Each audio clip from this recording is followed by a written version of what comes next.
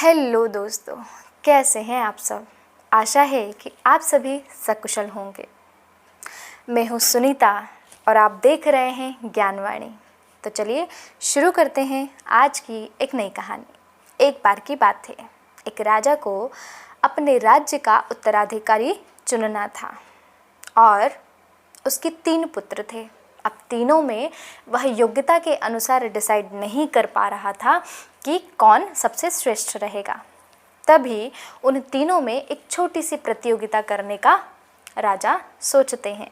तभी राजा तीनों पुत्रों को बुलाते हैं और तीनों को एक एक कमरा देते हैं और साथ ही एक सोने की मुद्रा देते हैं और उन्हें बताते हैं कि इस सोने की एक मुद्रा से आपको इस पूरे कक्ष को भरना है।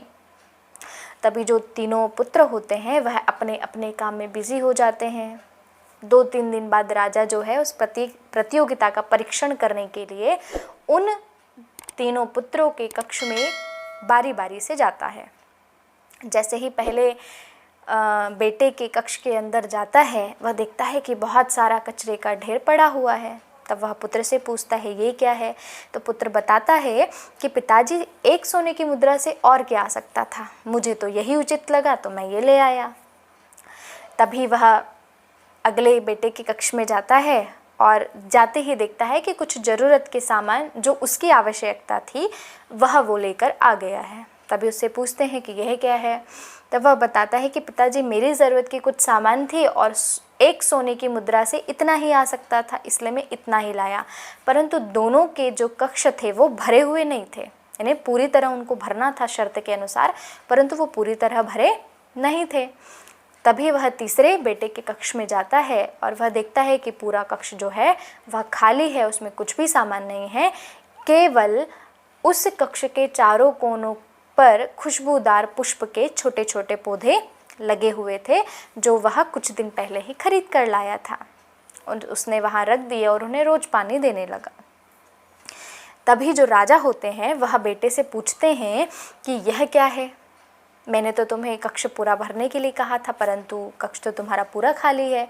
तब जो छोटा बेटा होता है वह बताता है कि पिताजी, आपकी शर्त थी कक्ष को पूरा भरने की, तो आप महसूस कर सकते हैं यह जो कक्ष है, इन पुष्पों की जो खुशबू है उसकी महक से पूरा जो कक्ष है वह भरा हुआ है। तभी जो राजा है वह देखता है और उस चीज़ को महसूस करता है कि उन पुष्प की जो खुशबू है वह पूरे कमरे में महक रही थी। तो इस बात से जो राजा है उसे अपना उत्तराधिकारी चुनने में बहुत सहायता हुई और वह अपने सबसे छोटे बेटे को, तीसरे नंबर के बेटे को वह उत्तराधिकारी चुनता है। तो दोस्तों, यह थी आज की कहानी और इस कहानी से हमें क्या शिक्षा मिलती है, देखते हैं।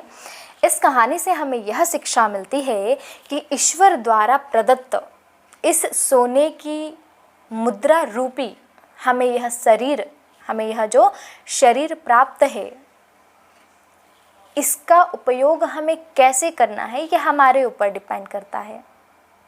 हम चाहें तो इसे कूड़े का ढेर बना सकते हैं, हम चाहें तो इसे अपनी ज़रूरतों को पूरा करने के लिए लगा सकते हैं, या हम चाहें तो अपने व्यक्तित्व को इस प्रकार ढाल सकते हैं कि वह पूरे जीवन हमारे आसपास, हमारे समाज में वह महकता रहे। तो इस ईश्वर ने सभी को शरीर रूपी जो सोने की मुद्रा दी हुई है, इसका सदुपयोग करना है या दुरुपयोग करना है ये हमारे ऊपर डिपेंड करता है। और किसी ने क्या खूब कहा है इसके लिए, इत्र से कपड़ों का महकना कोई बड़ी बात नहीं है, मज़ा तो तब है जब महक आपके किरदार से आए।